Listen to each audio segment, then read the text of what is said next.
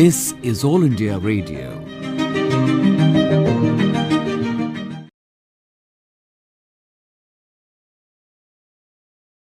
नमस्कार। आज केंद्रीय मंत्री श्री नरेंद्र सिंह तोमर जी जुड़े हुए हैं, जिनसे विभिन्न मुद्दों पर बातचीत करेंगे। सर, स्वागत है आपका इस कार्यक्रम में। प्रधानमंत्री किसान सम्मान निधि भारतीय किसानों के लिए आर्थिक तौर पर एक बहुत ही सहायक योजना के रूप में उभर कर सामने आई है और इसके सकारात्मक परिणाम भी हम देख रहे हैं। मंत्री जी, मैं आपसे ये जानना चाहूंगा कि किसानों की आय बढ़ाने में बीते समय में योजना किस तरह से मददगार रही है। प्रधानमंत्री नरेंद्र मोदी जी गांव गरीब किसान का हो उत्थान, इसके लिए हमेशा चिंतित रहते हैं। ग्रामीण भारत में बड़ी संख्या किसानों की है और देश की बड़ी आबादी किसानी पर आजीविका के लिए भी निर्भर करती है।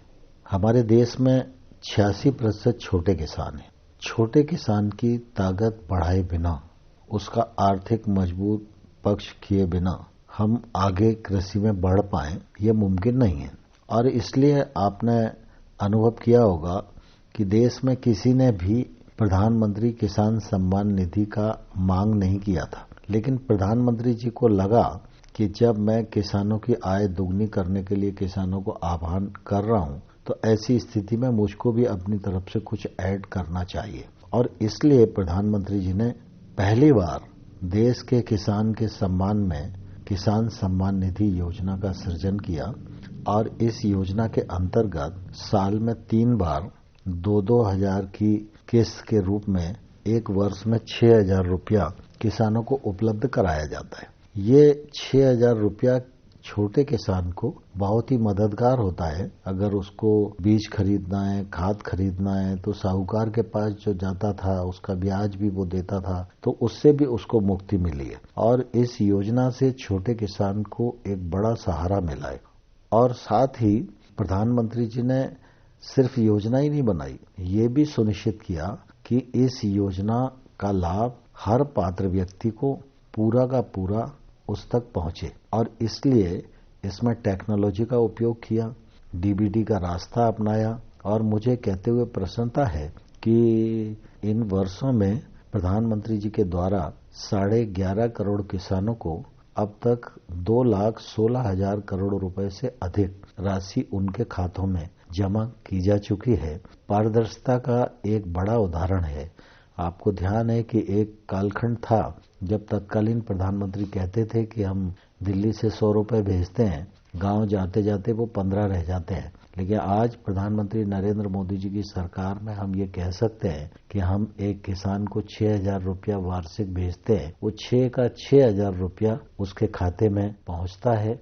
इस योजना का बड़ा लाभ छोटे किसानों को मिला है। किसान उत्पादक संगठन, जिन्हें हम एफपीओ भी बोलते हैं, चूंकि इनसे किसानों को आपसी सहयोग के चलते फसलों की खरीद और बिक्री करने में आसानी होती है, तो इस तरह की योजना का आप भारत में किस तरह का भविष्य देखते हैं? देखिए, जैसा मैंने पूर्व में कहा कि हमारे देश में 86% किसान छोटे किसान हैं। अब जो छोटा किसान होता है उसकी अपनी भी बहुत आर्थिक हैसियत नहीं होती, और दूसरे जो बड़े लोग हैं वो भी उस किसान तक निवेश करने के लिए नहीं पहुंचते। कुल मिला के किसानी का क्षेत्र हो या अन्य क्षेत्र हो, उसमें निजी निवेश का पहुंचना अत्यंत आवश्यक। और इसके लिए किसानी के क्षेत्र में रास्ते बंद थे, तो प्रधानमंत्री जी ने ये पहल की है कि छोटे छोटे किसान अगर 300 या उससे अधिक संख्या में इकट्ठा होते हैं तो स्वाभाविक रूप से एक एफपीओ बनेगा, और ये एफपीओ के माध्यम से किसान उन्नत खेती की ओर अग्रसर हो सकता है। 300 किसान अगर मिलकर काम करते हैं तो स्वाभाविक रूप से उनके उत्पादन में एक रूपता आएगी। वो सब मिलके किसी भी बड़ी टेक्नोलॉजी का फायदा ले सकते हैं। एक ही प्रकार का बीज खरीदेंगे, एक ही प्रकार का फर्टिलाइजर खरीदेंगे, एक ही प्रकार का पेस्टिसाइड यूज करेंगे, तो स्वाभाविक रूप से जब 300 किसान मिलकर आदान को खरीदेंगे तो उनको सस्ता भी मिलेगा, इससे उनकी लागत भी कम होगी। और जब वो अपना खेती करेंगे तो निश्चित रूप से वो लोग अपने उत्पादन की गुणवत्ता भी बढ़ा सकते हैं, क्योंकि उसमें बहुत सारे किसान पढ़े लिखे भी होंगे, बहुत सारे किसान उन्नत किस्म के भी होंगे, बहुत सारे किसान छोटे भी होंगे, तो सब एक दूसरे से सीखेंगे। और सीबीओ उनकी मदद के लिए तैनात केंद्र सरकार ने किया है, और इससे किसानों की सामूहिक ताकत बढ़ेगी और उनका जो उत्पादन का वॉल्यूम है वो बढ़ेगा। जैसे मान लो किसी किसान के पास 5 बीघा खेती है और ऐसे 5 बीघा वाले 300 किसान इकट्ठा होते हैं तो उनकी खेती का रकबा हो जाता है 1500 बीघा। मान लो एक किसान अकेले खेती करता था तो वो 5 कुंटल खाद्यान्न का उत्पादन करता था। अब जब 300 मिलकर करेंगे 1500 बीघा में तो निश्चित रूप से उत्पादन का वॉल्यूम बढ़ेगा, एक ही प्रकार की क्वालिटी होगी, एक ही प्रकार का क्लस्टर होगा जिसको वो किसी वेबसाइट पर भी डाल सकते हैं अपना एफपीओ। लोगों को मालूम रहेगा यहाँ किस प्रकार का उत्पादन है, फर्टिलाइजर कम डल रहा है, ज्यादा डल रहा है, या ये ऑर्गेनिक वाला क्षेत्र है या ये नेचुरल फार्मिंग वाला क्षेत्र है। तो निश्चित रूप से उनके उत्पादन की जो गुणवत्ता है वो अच्छी होगी। तो अच्छी गुणवत्ता के उत्पादन के एक तो अच्छे दाम उनको मिलेंगे, उनकी बार्गेनिंग कैपेसिटी बढ़ेगी। वो 300 लोग मिलकर ये भी कर सकते हैं कि भाई अभी भाव सस्ता चल रहा है तो हम इसको 2 महीने बाद बेचें, तो इतना बड़ा उत्पादन होगा उसको किसी वेयर हाउस में भी वो रख के 2 महीने तक रोक सकते हैं। और इस परियोजना से निश्चित रूप से खेती के क्षेत्र में बहुत ही क्रांतिकारी बदलाव आने वाले कल में आने वाला है। एफपीओ को हम लोगों ने ये भी सुविधा दी है कि वो अपने उत्पादन का प्रोसेसिंग कर सकता है, लेबलिंग ब्रांडिंग कर सकता है, मार्केटिंग कर सकता है। तो निश्चित रूप से अगर एक एफपीओ जो किसानों का है वो अपने उत्पादन का अगर प्रोसेसिंग करता है तो निश्चित रूप से उस एफपीओ से जुड़े हुए किसानों को अच्छा लाभ मिलेगा। इससे किसानों की आमदनी बढ़ेगी और इस पर केंद्र सरकार 6,865 करोड़ रुपया खर्च कर रही है और अभी तक 10,000 एफपीओ में से लगभग 4,000 एफपीओ रजिस्टर्ड हो गए हैं और उन पर बहुत तेजी के साथ देश भर में काम चल रहा है और एफपीओ के माध्यम से वो अन्य काम भी कर सकते। मंत्री जी, एग्रीकल्चर इंफ्रास्ट्रक्चर फंड है लगभग 1 लाख करोड़ रुपए का, जिसके तहत कृषि से संबंधित हर चीज को खेतों तक ले जाने की सरकार की योजना है। और चूंकि इसका मेन फोकस फसल की कटाई के बाद प्रसंस्करण, परिवहन, भंडारण और प्रबंधन से है, तो किसानों को किस तरह से इसका लाभ मिल रहा है? एक समय था जब देश के जीडीपी में कृषि का योगदान 50% था। धीरे धीरे ये योगदान घटता गया, बाकी जो क्षेत्र हैं उनका योगदान बढ़ता गया। उसका मूल कारण ये था कि उन सब क्षेत्रों में बार बार रिफॉर्म होते रहे, बार बार बदलाव होते रहे, नई नई टेक्नोलॉजी उन क्षेत्रों में आती रही और उन क्षेत्रों में बैंक्स का और निजी दोनों प्रकार के बड़ी मात्रा में निवेश हुए, तो वो क्षेत्र आगे बढ़ गए। कृषि के क्षेत्र में निजी निवेश का भी अभाव रहा और बैंक के निवेश का भी अभाव रहा और इस कारण अगर आप देखेंगे तो कृषि के क्षेत्र में जो फसल के उपरांत नुकसान से बचाने वाली अधोसंरचना होनी चाहिए उसका अभाव है, या हम ये कह सकते हैं कि किसान अपनी फसल को ज्यादा दिन तक रोकना चाहे तो रोक सके, इसके लिए भी अधोसंरचना का अभाव है। किसान अगर अन्य प्रकार के उपकरण का इस्तेमाल फसल के उपरांत अपने उत्पादन का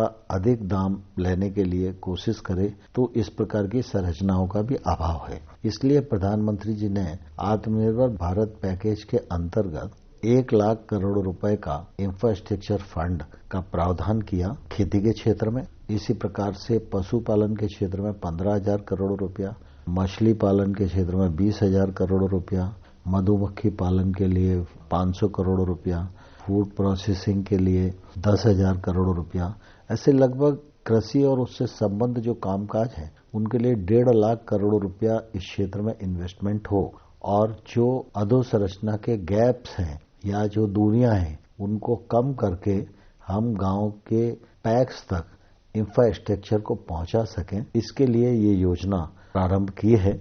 और मुझे कहते हुए प्रसन्नता है कि अभी साल भर ही हुआ है इस योजना पर काम करते हुए और अभी तक 14,000 करोड़ रुपए के प्रोजेक्ट बैंक्स ने मंजूर कर दिए हैं जिन पर काम चल रहा है और ये अधोसंरचना लोगों को मिल जाएगी। गांव में व्यक्ति को वेयर हाउस मिल जाए, गांव में उसको कोल्ड स्टोरेज मिल जाए, सॉर्टिंग ग्रेडिंग मशीनें मिल जाएं, अन्य प्रकार के जो उपकरणों की उसको आवश्यकता है वो अगर उसको गांव में ही उपलब्ध हो जाए तो निश्चित रूप से उसका बड़ा फायदा होगा। इसलिए ये एग्रीकल्चर इंफ्रा फंड आने वाले कल में खेती के सामने जो फसल के उपरांत नुकसान की चुनौतियां हैं उनको एड्रेस करने में निश्चित रूप से सफल होगा और इसका फायदा किसान को मिलेगा, किसान की आमदनी बढ़ेगी। यदि हम डिजिटल एग्रीकल्चर मिशन की बात करें तो कृषि क्षेत्र के लिए डिजिटल तकनीक के रूप में ये एक क्रांति की तरह है। तो देश में कृषि के विकास और उन्नत खेती में इसके योगदान के बारे में हमें बताएं। आज तकनीक का युग है और तकनीक के युग में अगर कृषि बिना तकनीक के रहे तो ये कृषि के क्षेत्र के साथ न्याय नहीं होगा। अभी भी अगर हम देखते हैं बिना टेक्नोलॉजी के मैनुअली लोग जाकर जो फसल होती है उसका आकलन करते हैं। बाढ़ या और कोई प्राकृतिक आपदा आ जाए तो फसल को नुकसान होता है तो मैनुअली जाकर पटवारी इत्यादि जो सरकार की एजेंसियां हैं वो जाकर उस फसल का नुकसान का मूल्यांकन करती हैं, तो बहुत तकलीफ आती है। आज बाढ़ है, फसल खराब हो गई, व्यक्ति जब तक बाढ़ उतर नहीं जाती और स्थिति धरती पर चलने लायक नहीं हो पाती, खेत तक नहीं पहुंचा जाएगा, तब तक उसका मूल्यांकन नहीं होता। इसमें कई दिन बीत जाते हैं और जब व्यक्ति के द्वारा मूल्यांकन होता है तो अनेक प्रकार के प्रश्न भी खड़े रहते हैं। फिर किसान को अनेक प्रकार की परेशानियों का सामना करना पड़ता है। जैसे एक किसान को लोन चाहिए, जब किसान लोन लेने के लिए बैंक में जाता है तो बैंक वाले उसको उस जिले में काम करने वाली 50 बैंकों का नो ड्यूज फॉर्म पकड़ा देते हैं। महीनों तक घूमता रहता नो ड्यूज कराने के लिए, क्योंकि बैंक्स तो फुर्सत के समय में नो ड्यूज की स्थिति क्लियर करने की स्थिति में आ पाती है। तो किसान चक्कर लगाता रहता है, उसको लोन चाहे पात्र है तो भी नहीं मिल पाता है। तो स्वाभाविक रूप से प्रधानमंत्री जी ने देश भर में डिजिटल के लिए आह्वान किया है, इकोनॉमी को भी डिजिटल बनाया है। आज अगर कैशलेस ट्रांजैक्शन को भी देखें तो भारत दुनिया में सबसे आगे। हर क्षेत्र में टेक्नोलॉजी से निश्चित रूप से काम करना भी सुगम हुआ है, सरल हुआ है, पात्र व्यक्तियों तक ये सेवाएं पहुंचने लगी हैं और इसलिए कृषि के क्षेत्र में भी अगर डिजिटलाइजेशन हो जाएगा तो इसका बहुत फायदा किसान को भी मिलेगा और सरकार की योजनाओं का भी लाभ उसे मिल सके, ये भी सुनिश्चित किया जाएगा। इसलिए हम लोग डिपार्टमेंट में एक एग्री स्टैक बना रहे हैं। इस एग्री स्टैक में किसान का खेत होगा, उसका सर्वे क्रमांक होगा, किसान का नाम होगा, उसका आधार कार्ड नंबर होगा, उसका जो खेत का बाउंड्री है उसका जियो टैगिंग भी उस प्लेटफॉर्म में होगा। इससे बैंक भी जुड़े रहेंगे, राज्य सरकारें और केंद्र सरकार भी इससे जुड़े रहेंगे और इसके साथ ही साथ हम लोगों ने ये भी सुनिश्चित किया है, अभी इसरो के साथ मिलकर हम लोग एक कृषि DSS बना रहे हैं जिससे कि सैटेलाइट से हम सर्वे कर पाएंगे और ये सैटेलाइट ऐसा होगा जो हर खेत पर 15 दिन में एक बार पहुंचेगा। तो मतलब जो ग्राउंड की रियलिटी है वो हर 15 दिन में केंद्र सरकार के पास होगी। तो निश्चित रूप से व्यक्तियों के द्वारा जो आकलन किया जाता है वो हमारे पास टेक्नोलॉजी के माध्यम से होगा, तो एक तो ये जल्दी होगा और दूसरा सही होगा। तो जो मैपिंग करने की जरूरत है वो मैपिंग नहीं हो पाती। और जैसे बैंक है, बैंक में किसान जाएगा और बैंक अगर एग्री स्टैक से जुड़ा हुआ है तो बैंक वाला अब नो ड्यूज सर्टिफिकेट के लिए फॉर्म नहीं देगा। इसके बनने के बाद वो सीधा आधार कार्ड डालकर देखेगा और मेरे पर अगर किसी भी प्रकार का लोन नहीं है तो वो फॉर्म दे देगा कि कार्रवाई करो, मेरा प्रोजेक्ट वाइबल होगा तो बैंक उसे मंजूर करेगी। तो निश्चित रूप से बैंक से लोन लेना भी आसान हो जाएगा। और जमीन की खरीद फरोख्त भी होती है तो उसमें भी अगर बैंक का लोन है तो कोई किसी को अंधेरे में नहीं रख सकता, वो सीधा का सीधा सारा का सारा डिजिटली होगा तो उसका फायदा मिलेगा।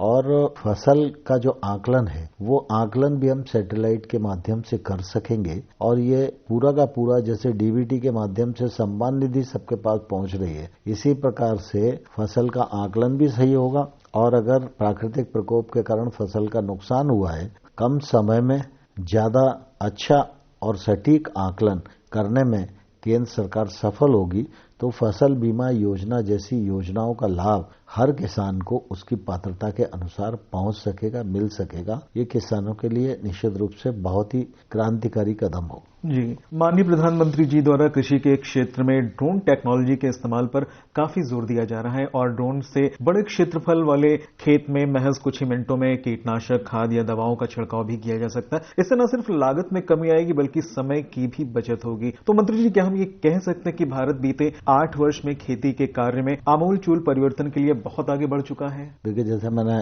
कहा, कृषि के क्षेत्र में भी टेक्नोलॉजी उतनी आवश्यक है जितना मैन्युफैक्चरिंग के क्षेत्र में टेक्नोलॉजी की जरूरत। और प्रधानमंत्री नरेंद्र मोदी जी ने खेती किसानी को आगे बढ़ाने के लिए जब बल दिया तो निश्चित रूप से चौतरफा प्रयत्न भी किए कि वो टेक्नोलॉजी से कैसे जोड़ेंगे। जहां तक ड्रोन टेक्नोलॉजी का मामला है, पहले एक समय था जब हम लोगों को अगर ड्रोन का उपयोग करना है तो बहुत सारी अनुमतियां लेनी पड़ती थी। प्राय काफी मुश्किल काम था और संभव भी नहीं हो पाता था। मुझे ध्यान है, मैं एग्रीकल्चर जब बना तो उस समय टिड्डी का प्रकोप आया था और टिड्डी के प्रकोप काफी दिन बाद आया था और उस समय हम लोगों ने ये कोशिश की थी कि ड्रोन का अगर इस्तेमाल हम कर सकें तो टिड्डी को और जल्दी नियंत्रण किया जा सकता है। और उस समय ड्रोन के लिए काफी तकलीफ आई थी कि ड्रोन का हम उपयोग कैसे कर सकते हैं। सर्वे ऑफ इंडिया इस पर काम करता रहता है, लेकिन उसके बाद भी सर्वे ऑफ इंडिया को भी अनेक प्रकार की अनुमतियां लगती थी। जब मैं पंचायत मंत्री था तो हम लोगों ने स्वामित्व योजना लागू की थी। ग्रामीण क्षेत्र में जो लोगों की प्रॉपर्टी है वो प्रॉपर्टी का कोई मालिकाना हक उनके पास नहीं होता है, तो पंचायत डिपार्टमेंट के माध्यम से सर्वे ऑफ इंडिया ने स्वामित्व योजना के अंतर्गत ड्रोन टेक्नोलॉजी से हर गांव का सर्वे किया और जिसका मकान वहां बना हुआ है उसकी नाप तोल करके उस मकान का मालिकाना हक राज्य सरकारों के साथ उसे मिला। अब उसकी प्रॉपर्टी भी रजिस्टर्ड हो गई है, प्रॉपर्टी की कीमत का भी आकलन हो गया है। अब गांव की प्रॉपर्टी को भी लोग बैंक में गिरवी रखकर लोन इत्यादि ले सकते हैं, जो पहले शहर की प्रॉपर्टी पर ही होता था, क्योंकि शहर की प्रॉपर्टी किसी व्यक्ति के नाम पर होती थी, गांव की प्रॉपर्टी उसकी होने के बावजूद भी उसके नाम पर नहीं होती थी। तो सर्वे ऑफ इंडिया को भी ड्रोन का उपयोग करने में काफी अनुमतियां उस समय लगती थी। मुझे बहुत प्रसन्नता है कि प्रधानमंत्री जी ने इन दोनों चीजों के अनुभवों को ध्यान में रखा और कृषि के क्षेत्र में ड्रोन का उपयोग हो, इसके लिए ड्रोन पॉलिसी तो सभी क्षेत्रों के लिए केंद्र सरकार ने बनाई है, लेकिन उनके निर्देश के अनुसार कृषि के क्षेत्र में भी उसका उपयोग हो, इसके लिए कृषि मंत्रालय ने भी अपना एसओपी जारी कर दिया है। ड्रोन का इस्तेमाल करके अगर किसान पेस्टिसाइड का छिड़काव करता है, फर्टिलाइजर का छिड़काव करता है, तो निश्चित रूप से एक तो फायदा ये होगा कि जितनी जरूरत है और जितने क्षेत्र में छिड़काव होना है तो जरूरत के हिसाब से ही होगा। अभी जब मैनुअली वो करता है तो कई प्रकार से थोड़ा बर्बाद भी हो जाता है, इधर उधर छिड़क जाता है। तो एक तो उसकी मात्रा निर्धारित होगी, उतनी ही मात्रा में छिड़काव होगा। दूसरा क्या है, पेस्टिसाइड जहरीले भी होते हैं और मानव शरीर पर भी जब वो गिरता है तो उसका कुछ न कुछ तो दुर्भाव मानव शरीर पर होता ही है। लेकिन सामान्य तौर पर किसान मजबूत होता है, उसको ध्यान नहीं देता है, तो इसके कारण झेल जाता है, लेकिन बाद में किसी बीमारी के रूप में वो निकल भी रहा है तो उसे मालूम ही नहीं पड़ता पेस्टिसाइड के कारण ये बीमारी मुझको हुई है। तो मनुष्य के शरीर पर भी जो पेस्टिसाइड और फर्टिलाइजर के जो दुष्प्रभाव होते हैं, उनसे भी ड्रोन टेक्नोलॉजी के माध्यम से बचा जा सकेगा। और जब ड्रोन के माध्यम से हम छिड़काव करेंगे तो निश्चित रूप से समय भी कम लगेगा और की बचत भी होगी और जितनी आवश्यकता है उसके अनुसार ही उसका उपयोग होगा। मंत्री जी, एक आखिरी प्रश्न आपसे पूछना चाहूंगा। चूंकि भारत अब G20 का अध्यक्ष है और लगभग एक साल तक देश में अनेक कार्यक्रम आयोजित होंगे, तो कृषि मंत्रालय इस दिशा में किस तरह के कार्यक्रमों का आयोजन कर रहा है या फिर करेगा? G20 की प्रेसिडेंसी इस बार भारत के पास है। यह समूचे भारत के लिए निश्चित रूप से बहुत ही गौरव का विषय है और प्रधानमंत्री जी ने सभी मंत्रालयों को कहा है कि भारत का और गौरव बढ़ाने के लिए हम G20 के प्लेटफॉर्म का कैसे कैसे उपयोग कर सकते हैं, इस दिशा में सबको योजना बनाना चाहिए और काम करना चाहिए। G20 के जो कार्यक्रम हैं वो G20 सेक्रेटरीट के द्वारा निर्धारित रहते हैं, अपनी मर्जी से नहीं होते, लेकिन लगभग मुझे लगता है कि देश भर में 56 कार्यक्रम होंगे। पहले इस प्रकार की समिट या कोई कार्यक्रम होता था तो वो दिल्ली तक सीमित हो जाते थे, क्योंकि दिल्ली में इंफ्रास्ट्रक्चर भी है, बाकी सब सुविधाएं भी हैं, तो आदमी दिल्ली आता था तो दिल्ली से ज्यादा वो आगरा या जोधपुर तक कुछ भारत के क्षेत्रों को देख पाता था। इस बार देश में इसे विकेंद्रित किया गया है और अनेक स्थानों पर ये कार्यक्रम देश भर में होंगे। तो मैं समझता हूँ G20 के माध्यम से दुनिया के 20 देशों के जो प्रतिनिधि भारत आ रहे हैं, जिनकी संख्या हजारों में है, वो भारत आएंगे तो निश्चित रूप से भारत को नजदीक से देखेंगे भी, भारत के पर्यटन को भी देखेंगे, भारत के आध्यात्मिक स्थलों को भी देखेंगे, भारत की टेक्नोलॉजी को भी देखेंगे, भारत के कैशलेस ट्रांजैक्शन को भी देखेंगे और भारत कैसे आगे बढ़ रहा है इस बात को वो भिन्न भिन्न क्षेत्रों में जाकर जान सकेंगे। तो निश्चित रूप से भारत की प्रतिष्ठा बढ़ेगी। कृषि मंत्रालय भी जो निर्धारित कार्यक्रम है, उन कार्यक्रमों को उपयुक्त स्थानों का चयन करके उनको ठीक प्रकार से हम उपयोग कर सकें और उनको ठीक प्रकार से आयोजित कर सकें, इस मामले में काम कर रहा है। नरेंद्र सिंह तोमर जी, अपना बहुमूल्य समय देने के लिए आपका बहुत बहुत धन्यवाद।